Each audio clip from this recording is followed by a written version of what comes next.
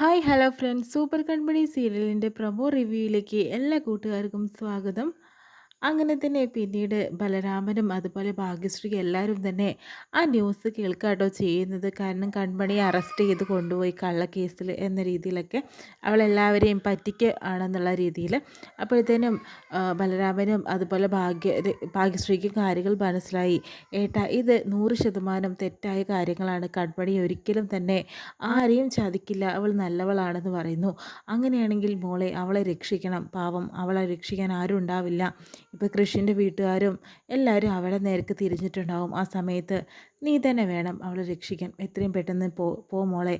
എനിക്ക് എനിക്ക് എന്ത് ചെയ്യാൻ പറ്റുന്നത് അതെല്ലാം ഞാൻ ചെയ്യും, നീയും ചെയ്യണം മോളെ എന്ന് പറയുന്നു.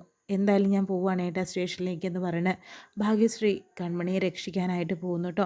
പിന്നീടും വീട്ടിൽ തന്നെ കാണിക്കുന്നത് ധനലക്ഷ്മിയുടെ ഓവറായിട്ടുള്ള സംസാരം കേൾക്കുമ്പോഴത്തേനും അച്ഛനങ്ങ് ദേഷ്യം വരുന്നുണ്ട് കേട്ടോ. അച്ഛനാണെങ്കിൽ നീ എൻ്റെ മകളെക്കുറിച്ച് ഒരക്ഷരം ഇനി മിണ്ടിപ്പോരുത്, മിണ്ടിപ്പോയാൽ നിന്നെ ഞാൻ കൊന്നു കളയെന്ന് പറഞ്ഞിട്ട് കഴുത്തിന് പിടിച്ച് അമർത്തുന്നുണ്ട്. അച്ഛൻ്റെ ഈ ഒരു മുഖം ഭാഗ്യശ്രീ ധനലക്ഷ്മി ആദ്യമായിട്ടാണ് കാണുന്നത്. പിന്നീട് കാണിക്കുന്ന സ്റ്റേഷനിൽ തന്നെയാണ് കേട്ടോ.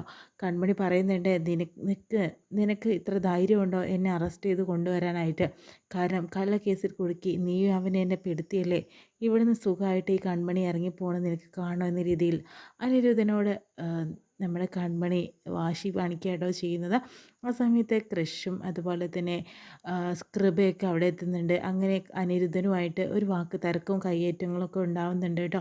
അതിനുശേഷം വീണ്ടും വരുണിനെ കാണാനായിട്ട് മാനസ ചെല്ലുന്നുണ്ട്. എന്തായാലും ഇവർ ചെയ്തിട്ടുള്ള എല്ലാ പ്ലാനിങ്ങും പൊളിഞ്ഞു. അതോടുകൂടി തന്നെ വാശിയിലൂടെ ചെല്ലുകട്ടോ മാനസ. നീ ഒറ്റ ഒരുത്തൻ കാരണമാണ് ഇങ്ങനെ സംഭവിച്ചത്. കണ്ടില്ലേ, കൃഷി പോലും എന്നെ വിട്ടു പോയി, എൻ്റെ അച്ഛൻ എൻ്റെ വീട്ടിലേക്ക് തിരിച്ചു കൊണ്ടുപോയി.